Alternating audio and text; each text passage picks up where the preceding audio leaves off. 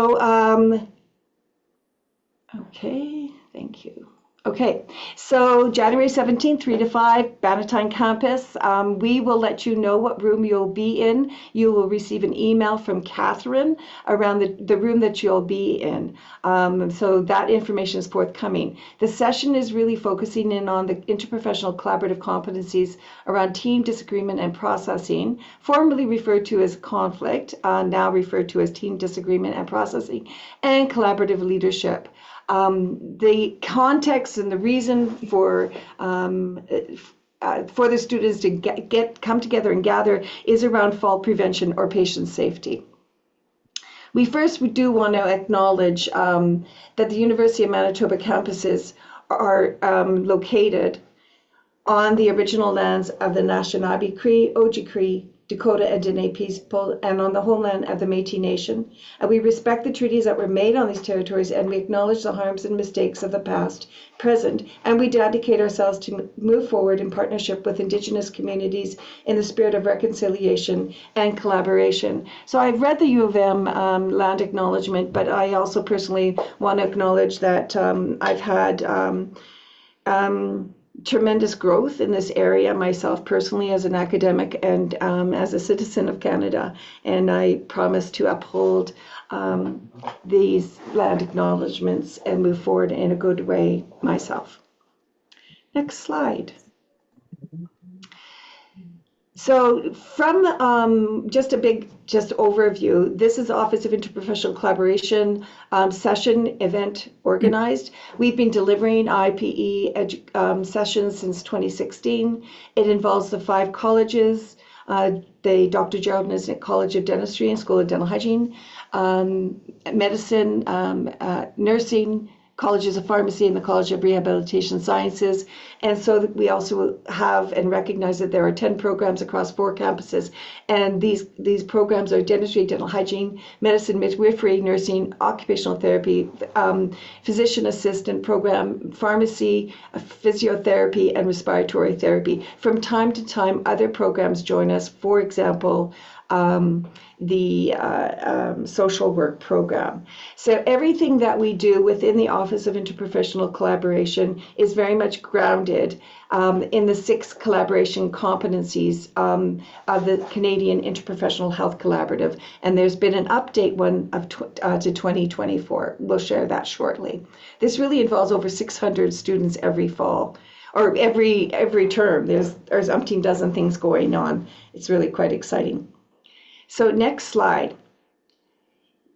Grounding us actually in this January 17th IPE event, we have these following programs: dental hygiene, dentistry, medicine, pharmacy, physiotherapy, and the Master of Physician Assistant program. So that's 6 programs that amounts to about 350 students. All of these students are in their 2nd year of their program.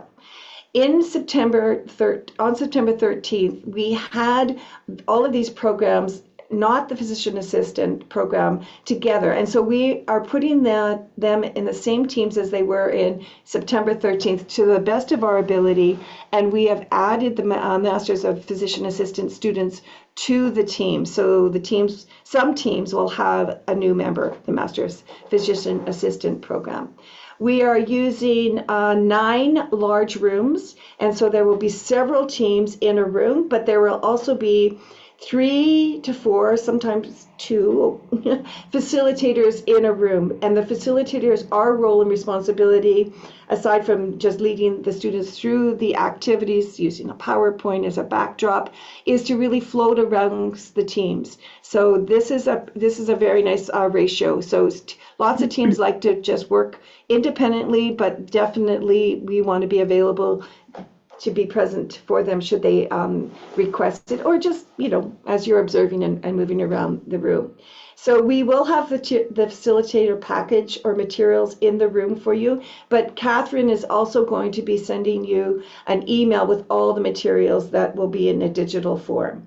We will provide you with a PowerPoint, and the PowerPoint also serves as the facilitator guide, and we've painstakingly, I think, done. We've tried to give you the script, a suggested script of what you might say to each slide. So if you're drawing a blank on a slide, there's a script there for you. And that will be in the Facilitator PowerPoint/guide. Importantly is that the first hour we're going to just kind of get the teams ready to meet with the standardized client, Marianne. So Marianne, the standardized client, is going to arrive to the room. So if there's 4 teams in your room, there will be 4 Mariannes. They're going to be sitting outside of the room, for example, Theater E. They'll be sitting outside the theater by 3:50, and when the break takes place at 3:50, you will go out and meet them, introduce yourself, and then bring them into the classroom. And as the teams arrive back from their break, you will introduce Marianne to each team. You'll escort Marianne to the team. So everybody's a Marianne. It is a simulation activity. We really, really want to promote that the learners stay focused in the simulation, and and move into that safe space, learning space. Michelle, did you want to speak to the next slide, or do you want me to keep going? And just one thing to add here too, for those of you that did facilitate this activity last year, it was in a virtual setting last year. So we're moving back to in person. So logistically, there will be a few changes that we'll highlight through the orientation. So this next slide is really just capturing the synergistic relationship between collaboration and patient safety with the Canadian Interprofessional Health Collaborative Frameworks, and then also the Canadian Patient Safety Competencies. So we will have this slide too for you as facilitators to highlight to the students, but we really just want the students to understand that these competencies and frameworks, they don't happen in silos, and they're all interconnected, and this activity and simulation activity will focus on connecting these 2 frameworks. Just go to the next slide here. So January 17th for the learning objectives for our learners, we want them, so drawing upon this fictional healthcare story, we want the students to be able to, 1, discuss the roles in relation to team function and communication. So these are the 2 core CIHC competencies that we will be focusing on. And secondly, we want shared decision-making processes to promote relationship-focused care and services, so tying in this CIHC competency. And finally, we want the learners to create a safe environment in which teams can recognize and process differences and disagreements, which is tying in that CIHC competency. So all of this collaboration is in the context of patient safety, specifically with fall prevention, given the nature of the case. In terms of logistics, the event, as Laura had mentioned, will run from 3 to 5. However, we are asking if you're able to come about 10 minutes early, 10 to 15 minutes early, just to get the room set up and put a few pieces of paper scattered throughout the room where each of the teams will be located. So as Laura had said, there'll be several teams per large room, but there'll also be, I guess, 2 to 4 facilitators per room to help set up the room. There isn't much to set up. There'll be packages and essentially just putting pieces of paper throughout the room. We do have, in order for the students, when they come into each large room, we want them to be able to know where their team will be situated. So we'll just have a piece of paper that we can fold in half and sort of tent on the table that will identify where their team will be situated within the room.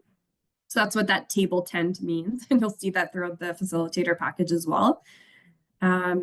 We would like the teams to be separated as best as possible throughout the room, just considering the sound and logistics of how different rooms are set up. Some rooms are set up more table style, where you can pull up chairs so people can be situated in a circle. However, given some of the rooms, the format is more of a lecture theater style, we'll have to get a little bit creative with how we'll situate the teams all together.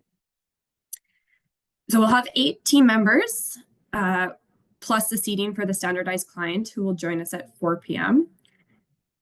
And we want to just, ensure that the format and the setup is as best that to simulate a team rather than in a lecture format.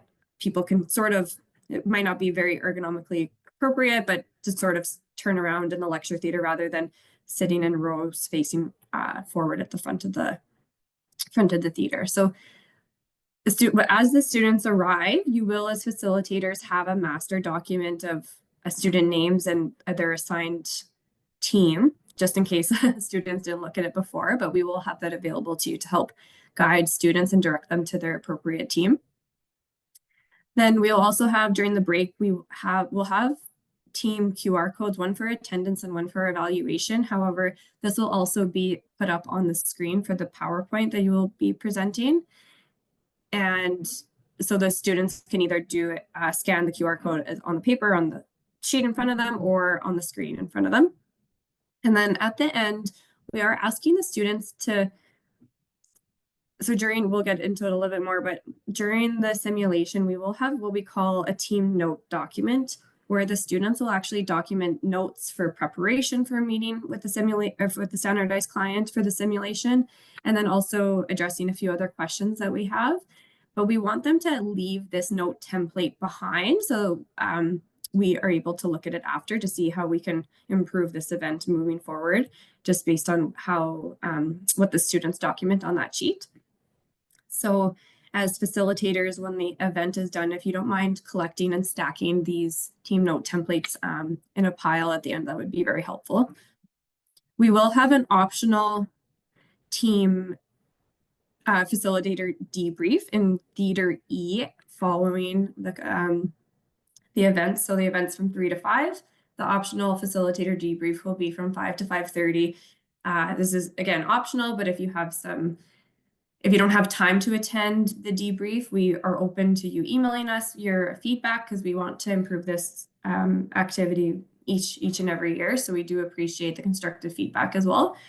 And then we will also post-event, we will email out a facilitator email with a survey on, so you're able to provide feedback in an anonymous way as well. Okay, so this is a quick overview of the agenda. We have the next slide is actually a little bit more of a detailed agenda, but first we will start off with welcome, attendance, and introduction, information, and instructions. And actually, I think logistically we moved the attendance down until the break, just in case, to prevent students from leaving midway through.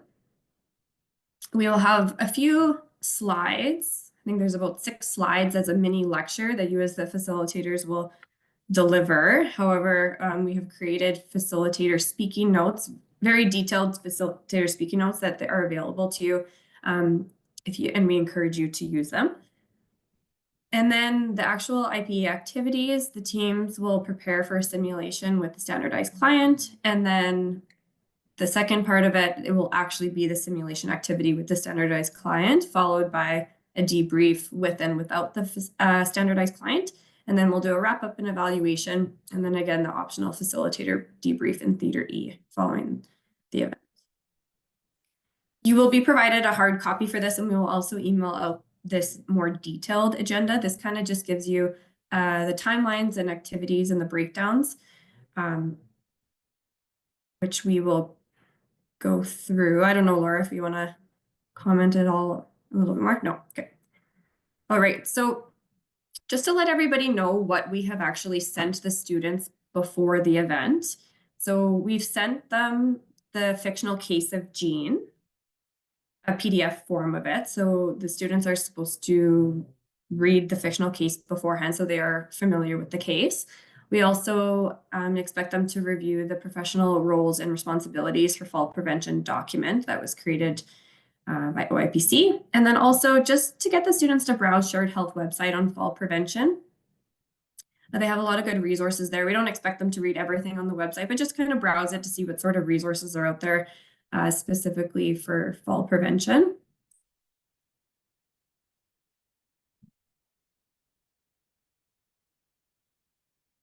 I don't know, Laura, if you want to comment. Sure.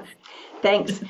So those pre-readings were sent out this week, so the students have them already, and there is always the expectation that they'll have them. But we do want you to help remind them that those resources or those pre-readings are available, and resources for their simulation of the team meeting and meeting with Mary Ann. So please frequently throughout. I'll remind them to have them readily available. So in this case, their laptops may be open because they will be in digital format. So the first thing that when they meet as a team, if you click, I think there's a piece that's missing on the slide here.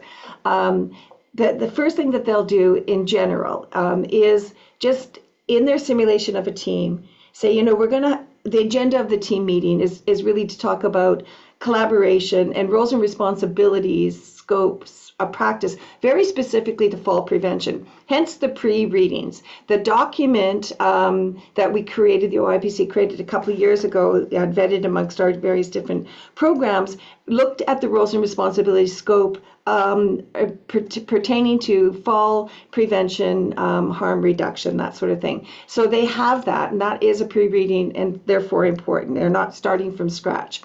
And in their team meeting, like we would have, let's say, a team meeting, let's just quickly review.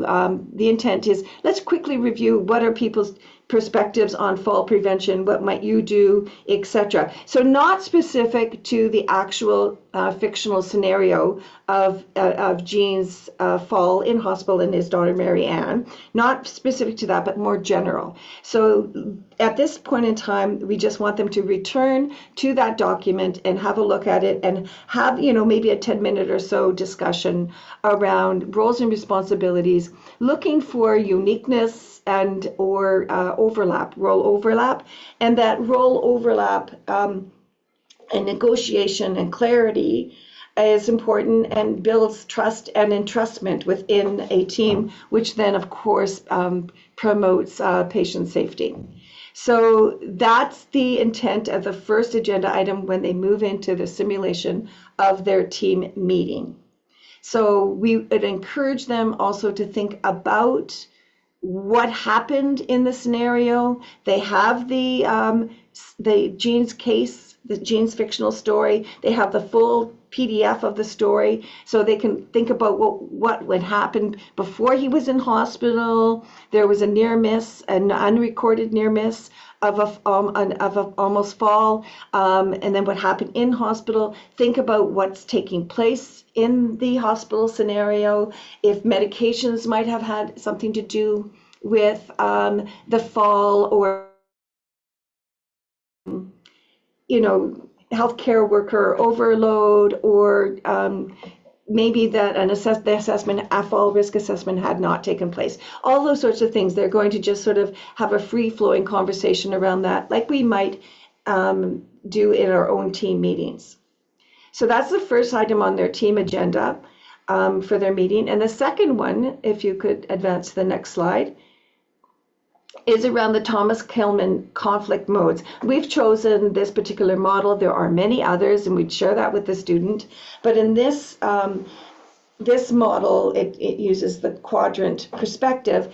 We think that you should show this video. It's 2 minutes and 34 seconds. Have it up there already, rather than talk it through, unless you believe you can talk it through quicker than the video. But we think the video does a pretty good job of it. Michelle, do you want to show, or no, I was going to show the video. Are people familiar with the Thomas Kilmann? Is there, and maybe you could just say in the chat you're not familiar with it. But there's 4 quadrants, 2 axes around assertiveness, your strategy around assertiveness, or cooperation, how cooperative you are. Low cooperation, low assertiveness, you tend to avoid conflict. Moving towards the right here on the cooperativeness, but low on the assertiveness, you're more likely to be accommodating in your style. And then on the right quadrant, and highly cooperative, highly assertive, likely to be more collaborative. And is somebody have their hand raised? That's me, Laura. Sorry. You just made a comment about sharing this video with the students, and so I'm curious, I saw there's going to be 3 or 4 of us within a room circulating. Are we each going to be assigned a group and you want us to individually share it? Or will there be one computer open for the room and we just share it all together? What an awesome question, and I apologize that we didn't mention that. It is one screen. The instructions are all taking place for all 4 teams on the one screen. Fantastic. So I don't need to bring a computer and get everything set up. No, there will be a computer in each room. We've checked it that all the rooms have this capability. You just, as the team of facilitators, just need to download these, make them readily available so you're not sort of, fooling around with it through the PowerPoint. And as a facilitator team, you'll know who you're working with, and you can meet beforehand if you'd like and decide on who wants to speak to each slide, or one of you can say, I can speak to all the slides. It's up to you. But really, we've tried to team people up with more seasoned IPE facilitators, or seasoned sometimes means they've had one other experience. But then you can share the delivery of the instruction moving through the slides, or one person can do it all. We leave that to you. And just one thing to add, one of the facilitators would have to bring a laptop to hook up or a USB in order, because we won't have the PowerPoint pulled up on every screen. I don't think that was part of the plan, unless Catherine, we were going to do that. I don't think it will be downloaded on every room, given the 10 different rooms. 9, yeah.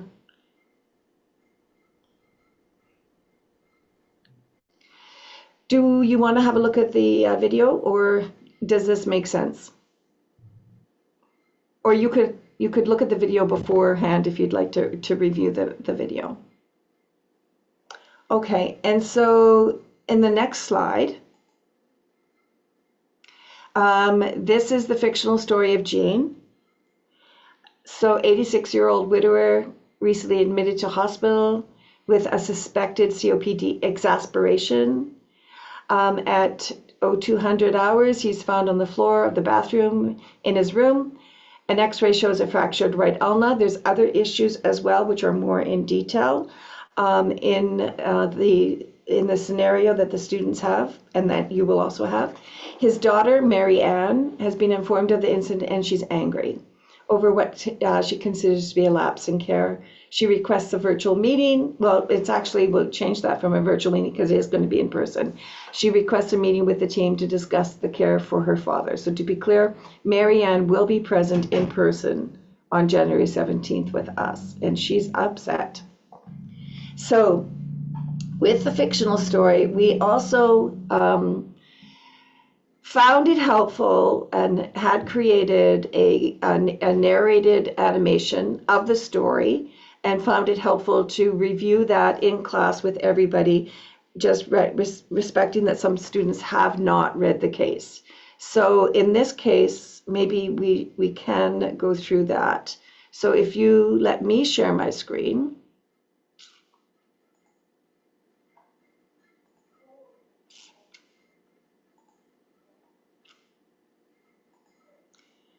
I think I should be able to play this. Hopefully sound is available.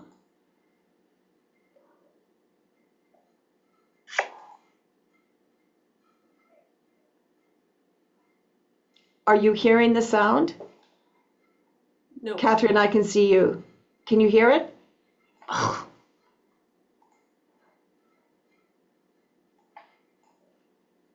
Screen isn't sharing yet either, so I don't think we'll hear it till that's happened.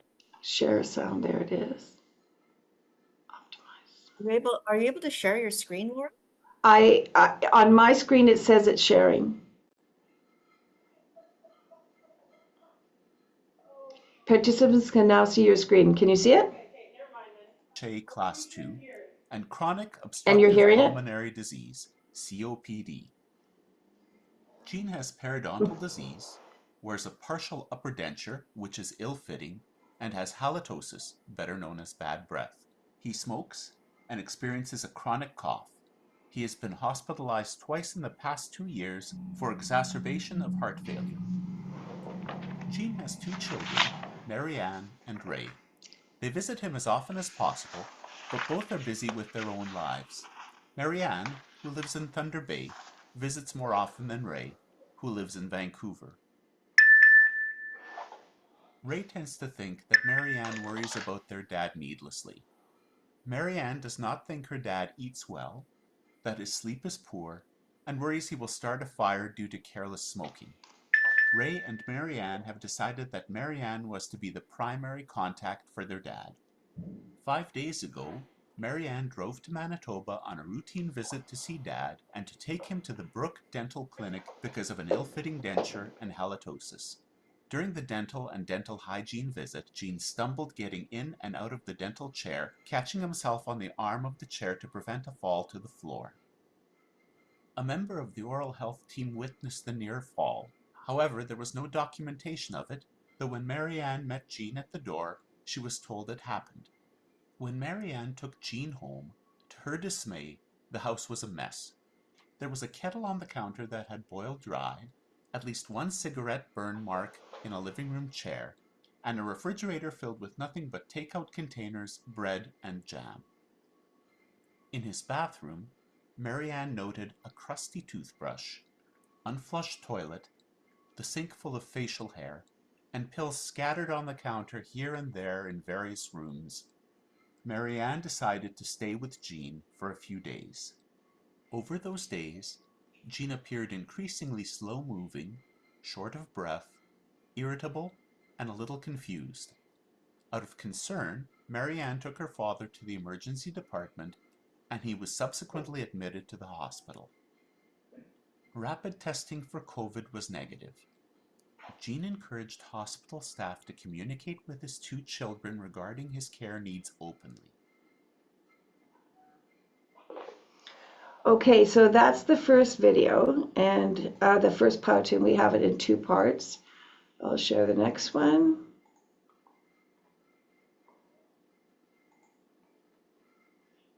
Catherine, I can see you. Are you able When to hear? Marianne, Gene's daughter, brought him to the hospital, he was admitted. Day 1. Gene's symptoms included labored breathing, dyspnea on exertion, orthopnea, and leg edema. Each member of Gene's hospital healthcare team met with Gene and Marianne to assess Gene and develop their unit professional care plan for